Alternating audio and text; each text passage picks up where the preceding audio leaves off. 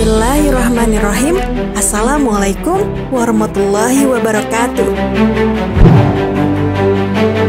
Sahabat Muslim, setan tidak pernah lelah untuk menjerumuskan manusia agar menjadi pengikutnya kelak di neraka. Upaya setan terakhir dan habis-habisan adalah menggoda manusia saat maut tengah menjemput atau sakaratul maut. Saat-saat ini merupakan saat-saat yang berat dan genting, karena di saat itulah detik-detik yang paling menentukan nasib manusia di akhirat. Oleh karenanya setan tidak akan menyia-nyiakan kesempatan terakhir tersebut. Sejumlah ulama mengatakan dalam kondisi sakaratul maut rawan terhadap godaan setan. Itu sebabnya Nabi Muhammad SAW dalam kehidupannya selalu memohon kepada Allah Subhanahu wa Ta'ala agar tidak dikuasai setan saat kematian. Lantas, bagaimanakah kisah setan yang membujuk rayu manusia saat sakaratul maut? Berikut ini kisahnya. Simak terus video ini, namun sebelum lanjut ke videonya silahkan tekan tombol subscribe dan tombol lonceng di bawah ini sebagai bentuk dukungan kalian agar channel ini tetap terus menyebarkan informasi seputar Islam. Dan terima kasih untuk yang sudah subscribe.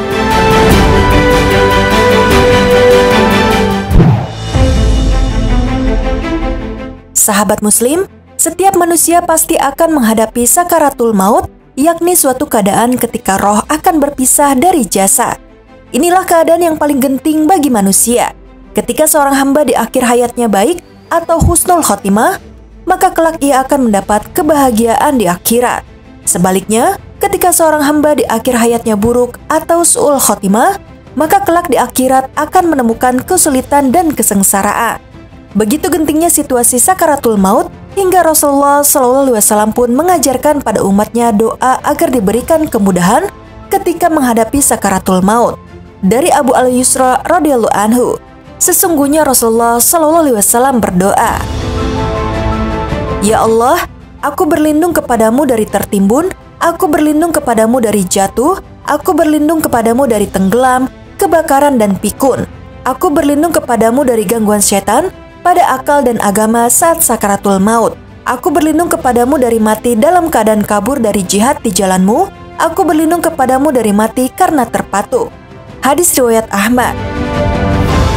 Al-Khattabi saat menafsirkan hadis tersebut mengatakan, permohonan perlindungan oleh Nabi SAW dari gangguan setan saat sakaratul maut adalah memohon agar tidak dikuasai setan saat dia meninggalkan dunia, agar setan tidak dapat menyesatkannya, menghalanginya dari taubat, menghalanginya dari upayanya memperbaiki kondisinya dan keluar dari kegelapan yang ada di hadapannya, atau membuatnya berputus asa dari rahmat Allah Subhanahu wa Ta'ala, atau membenci kematian dan menyesali kehidupan dunia, sehingga dia tidak ridho dengan ketetapan Allah berupa kematian dan perpindahan ke kampung akhirat, sehingga dirinya mendapatkan akhir yang buruk, berjumpa kepada Allah dalam keadaan marah kepadanya.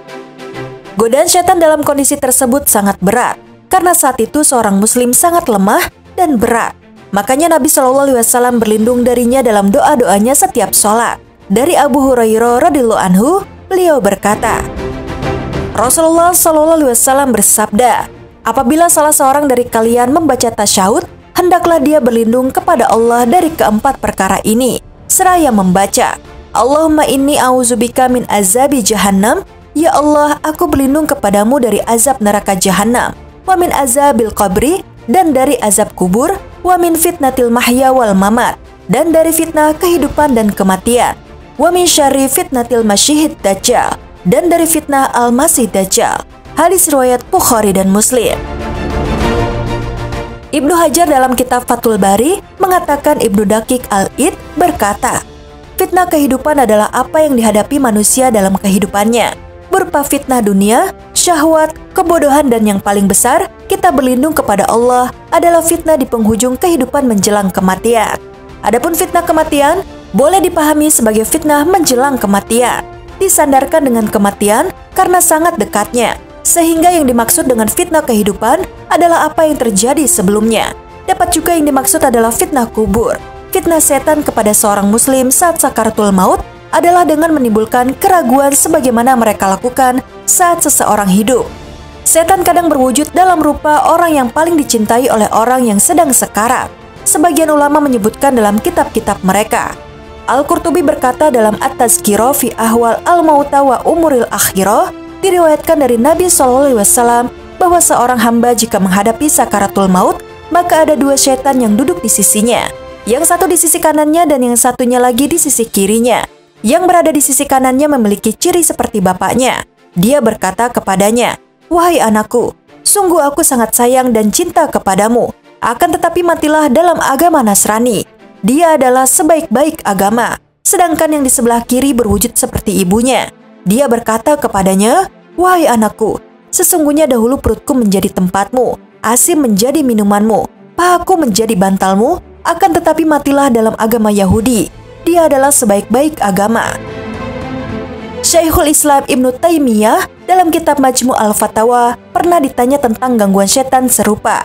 Beliau menjawab, adapun ditampilkannya agama kepada seorang hamba menjelang kematiannya, sebelum kematiannya bukanlah perkara yang umum berlaku kepada setiap orang, tapi juga tidak dapat dinafikan tidak terjadi pada setiap orang.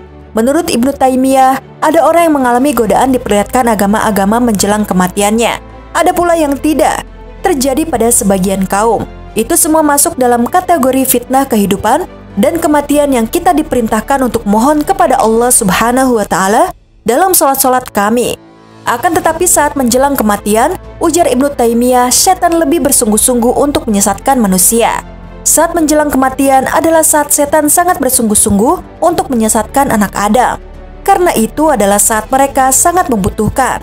Dan Nabi SAW bersabda dalam hadis sahih, amal ditentukan di akhiratnya. Beliau juga bersabda, sesungguhnya ada seorang hamba yang melakukan perbuatan ahli surga, hingga jarak antara dia dengannya hingga sehasta, namun telah tercatat ketentuan baginya. Lalu dia beramal dengan amal ahli neraka, maka dia masuk ke dalamnya.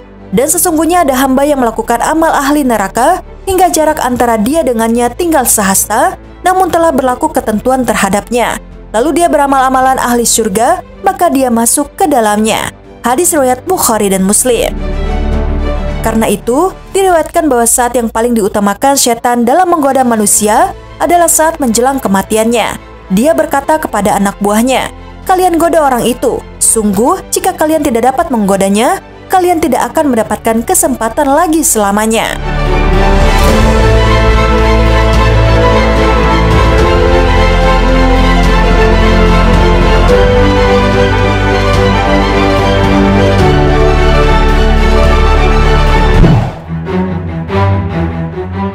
Sahabat Muslim, demikianlah kisah setan yang membujuk rayu manusia saat sakaratul maut. Sakaratul maut merupakan pertarungan berat antara seorang hamba dengan setan yang menggodanya. Bahkan, selamat dan tidaknya seorang hamba di akhirat dapat dicirikan dari kemampuannya menghadapi godaan tersebut. Semoga kita semua dilindungi dari godaan setan saat sakaratul maut. Amin ya rabbal alamin. Sekian video kali ini. Wassalamualaikum warahmatullahi wabarakatuh.